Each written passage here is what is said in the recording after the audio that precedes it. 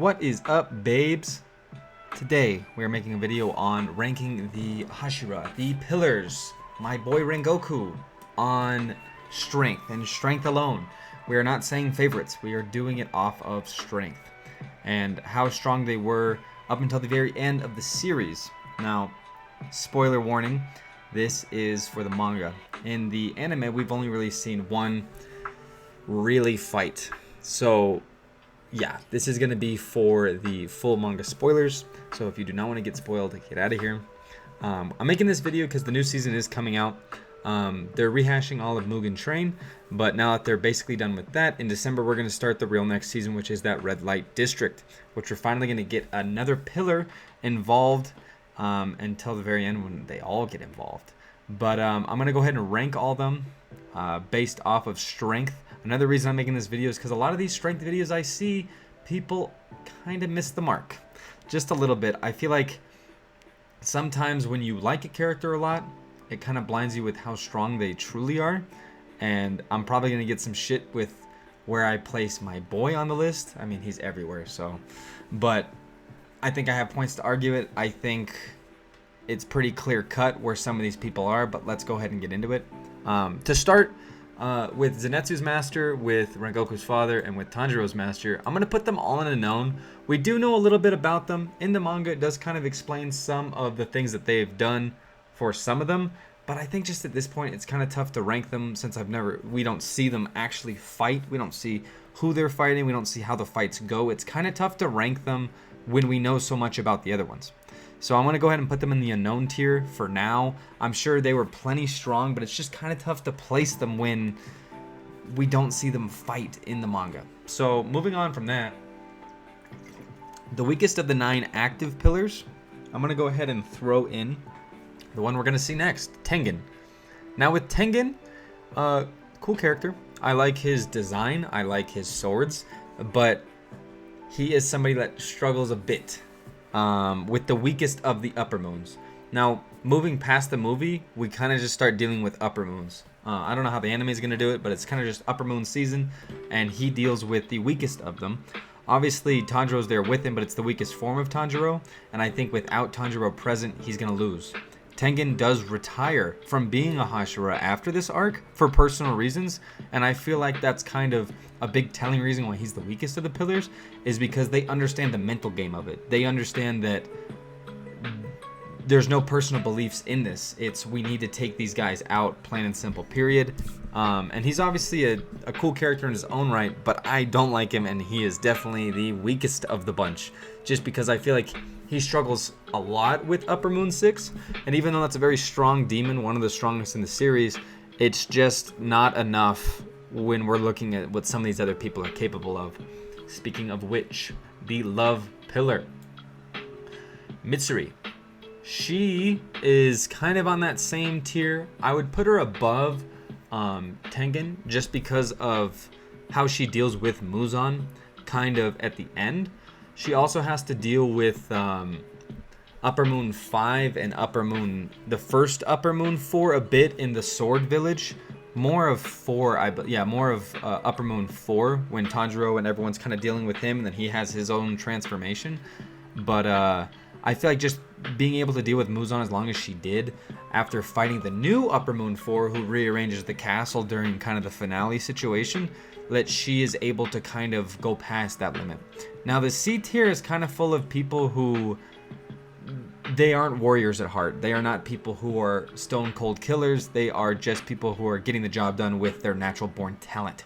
So that's kind of where they're stacking up right now. They never really get like those crazy power-ups that some of the other characters get, and I just kind of see them as being the weakest with the least amount of feats at this time. I say at this time, but the series is done, so forever. But next, and somebody who gets her own tier, is Shinobu. Now Shinobu is kind of a tough one to place just because she admits herself that she is not really able to cut a demon's head off. She does not have the strength, the physical ability to do that. However, she does specialize in poison, and she does not struggle with killing demons at all.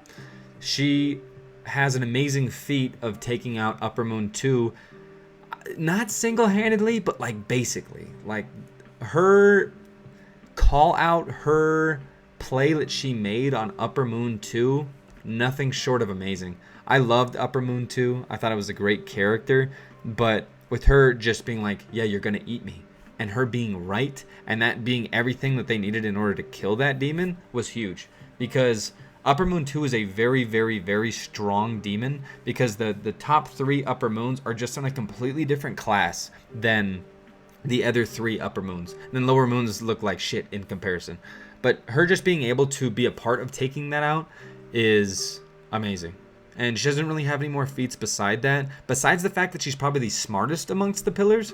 But yeah, she has like a lot of special abilities. She's not just without talent, but the physical strength is the thing lacking. She has speed, she has the brains, and she has like kind of the keen battle prowess, but she doesn't. She's kind of one of those ones again that's not super warrior type like.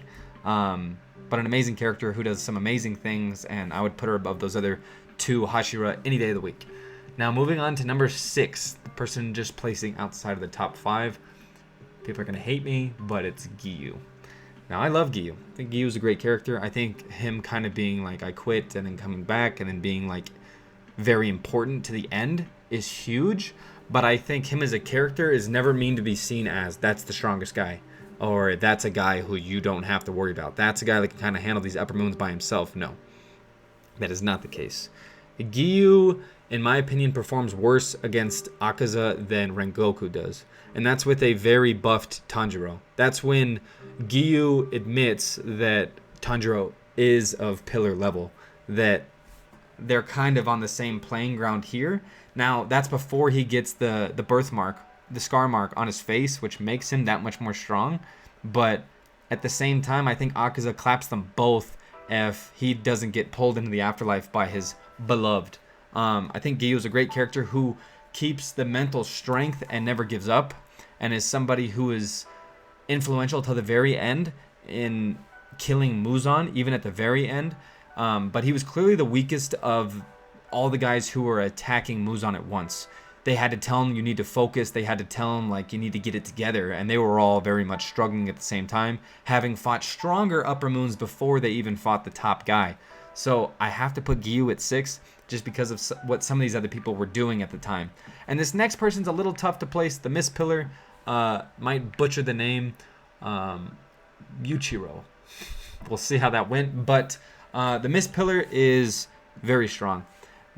Without question, the strongest pillar if age was not a factor, in the sense that if they all had like the same amount of time to do something, or based off natural talent alone, the Mist Pillar wins. The Mist Pillar obviously gets pretty beat up by the great-great-grandfather Upper Moon 1, which we find out to be that Yuichiro is a descendant of. But double power-ups for this character as well. At the age of 14, we hear about how the arts that the mist abilities that he has as a character is just well and beyond what you would expect for someone of that age, which I believe it's 13 or 14 at that time. Kind of starts off a little rough. We never really get to see, in my opinion, the full potential of this character, which is very sad. But through willpower alone, turning the sword red in order to help assist holding down Upper Moon 1, who is a very, very broken character, very, very strong character, just being a part of that was huge. And I think everyone admits, like, yeah, that this dude is super strong, taking out Upper Moon 5 single-handedly. And that is the strongest character that we've seen taken out alone, solo. Like, the Mist Pillar was able to take out Upper Moon 5 alone, because 4 was not alone. Both the 4s were not alone. 3 was not alone. 2 was not alone. 1 was not alone. Muzan was clearly not alone. So just that feat in itself, I gotta put Michiro above Giyu. I have to, just because I don't know if Giyu was able to do that. I don't know. Obviously, we saw Giyu take out a Lower Moon pretty easily, but like I said, I feel like there's a huge power gap between not only upper and lower, but upper 1 through 3 and 4 through 6. But still, the strongest demon that we see taken out solo. Now, moving on to next, and what some people might disagree with, is Rungoku. Now, I put Rengoku here because I believe that he not only did better against Akaza than Giyu did, but it's kind of the same reasoning I put Michiro as high as I did. Akaza is much, much, much stronger than Upper Moon 5. I would argue that Akaza is stronger than Upper Moon 2. And single-handedly, I don't think that anyone that I've put on this list before could take him out. In fact, I only think there's one person on this list that could take out Akaza 1v1. And that could even be debated a little bit. But Rengoku was able to not only hold his ground, but put Akaza kind of on the back foot. The movie shows it somewhat in a different light than kind of the manga does. Rengoku, we don't necessarily get too much information on. Considering that's the only super strong demon we see Rengoku fight, it's kind of tough to place Rengoku. But we kind of get a feel based on how everyone else reacts and kind of where everyone puts Rengoku in their minds. Now, after Rengoku dies, everyone is surprised. Everyone is like, oh, that is the power of an Upper Moon. And it almost seems like a lot of these people believed Rengoku to be stronger than they were a lot of the time. Which some of the people that I haven't put on here yet would say, like, yeah, like he seems stronger. He does lose to Akaza. Akaza, I mean, as a demon, doesn't walk away with anything detrimental, but Rengoku almost held him to a standstill. Almost traded a life for a life with the sun coming up and kind of overcoming that.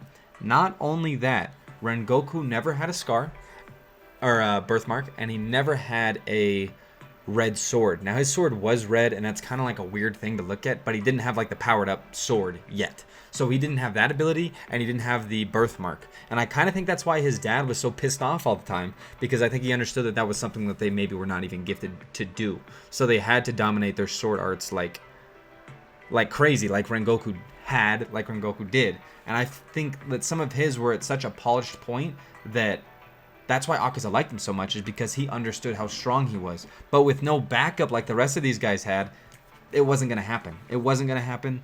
I don't think the snake, I don't think the wind were going to be able to take this guy out. 1v1, I don't think so. You could maybe debate one of them, which we can get into a little bit later, but I think Rengoku is the fourth strongest pillar just based off what we see at the end. Based off how we're seeing these people team up against certain demons, how strong some of these demons are. It just makes the most sense to put him at 4. Which you might disagree with, but I feel like the reasoning is like pretty solid considering the feats of all 3 of these. Now, I did talk about feats, and we look at Rengoku and we're like, well, what were your feats? Like, what were you able to accomplish? And I think it's being able to put Akaza not only on the back foot, but to make Akaza kind of like struggle even a bit, because I don't think Giyu was doing that too much. And even with the birthmark, it didn't seem like it was too much of like a different fight going on. But with 2 pillar level people, because like he said, Tanjiro was pillar level, they were able to kind of put Akaza to a stop. But at the same time, like I said, Akaza would have beaten them. He would have beaten them if he was not grabbed and yanked into the afterlife. Anyway, number 3. That Snake Man. That Snake Man, Iguro. He is a tough one to put on this list as well. But I have to put him here based off a couple of things. How he did against Muzan was very, very impressive. Even when the 2 guys who I have not yet placed on this list went down, he was still active. Now, those 2 guys did have to fight Upper Moon 1 and kind of went straight into it from there. But he was somebody who was kind of always on Muzan. Like, whether he was unable to see, whether he was bleeding to death and had to kind of stop that, he was always on Muzan, whether he was using the snake or not. We get his backstory. We learn that he kind of hasn't even really been able to see out of this eye the entirety of this entire time. But he was awesome.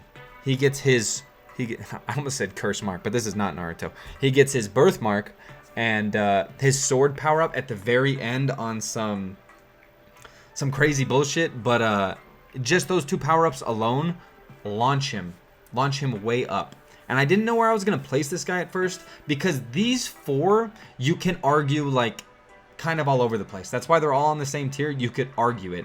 You could say, well, I mean, he was kind of blinded without his sword power up. The other guys have birthmarks too, blah, blah, blah.